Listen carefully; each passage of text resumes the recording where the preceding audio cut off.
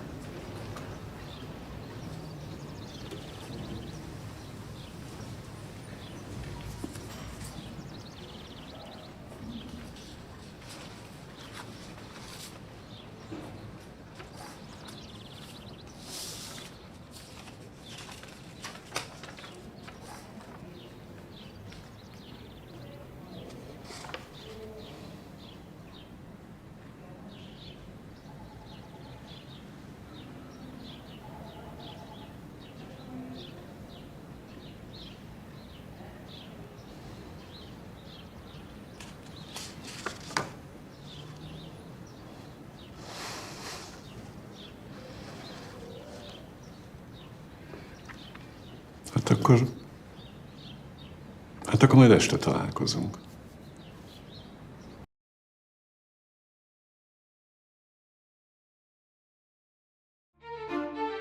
Tapi anehnya, kalian tetap terpaku.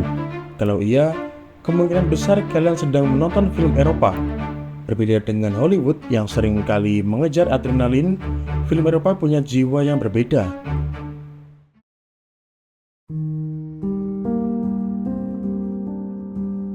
Oke, halo semuanya, saya Zakif dan hari ini kita akan membedah sedekat film Eropa mulai dari visualnya yang puitis sampai kenapa film-film ini sering dibikin kita mikir keras setelah menontonnya. Untuk yang pertama, kita bahas visualnya. Film Eropa itu ibarat lukisan yang bergerak. Ciri khasnya adalah penggunaan warna yang natural dan tone dingin. Mereka nggak suka warna yang terlalu lebay atau dipoles berlebihan. Komposisinya sangat artistik dan simbolik, yang dimana setiap benda di layar punya makna. Kalau ngomong soal kamera, mereka seringkali statis atau bergerak sangat lambat, memberikan ruang bagi penonton untuk bernapas. Lalu, bagaimana dengan narasinya? Jangan harap alur maju yang lurus-lurus aja.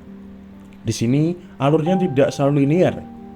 Pacingnya cenderung lambat karena fokusnya bukan pada apa yang terjadi selanjutnya, tapi apa yang dirasakan karakter saat ini. Makanya, konflik internal lebih dominan daripada baku hantam, dan jangan kaget kalau endingnya terlalu terbuka. Kalian dibiarkan menyimpulkan sendiri nasib karakternya. Berbicara soal karakter, mereka bukan pahlawan super, mereka adalah anti-hero yang tidak sempurna.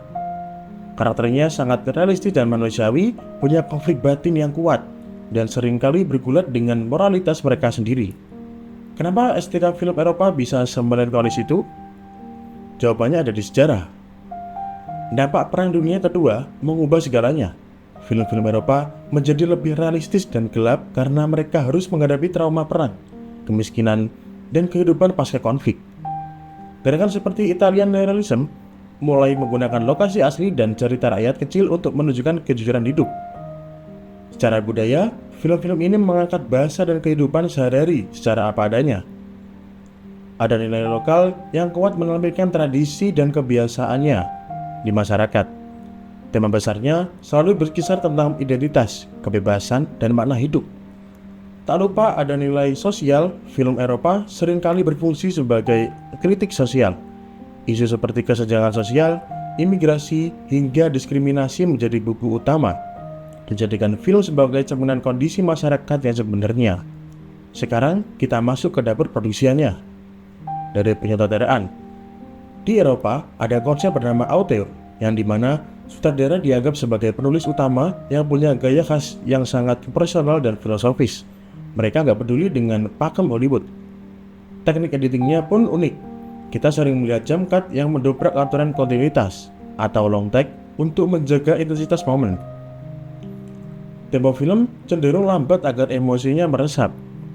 Untuk musik dan suara, prinsipnya adalah less is more. Musiknya minim dan tidak berlebihan. Mereka lebih suka menggunakan suara alami atau suara lingkungan yang realistis. Untuk yang terakhir, soal mise en scene atau segala sesuatu yang ada di depan kamera. Yang terakhir ada soal mise en scene atau segala sesuatu yang ada di depan kamera. Estetika Eropa mengandalkan lighting natural, setir lokasi yang nyata, dan kostum yang realistis, semuanya demi satu kata, yaitu kejujuran.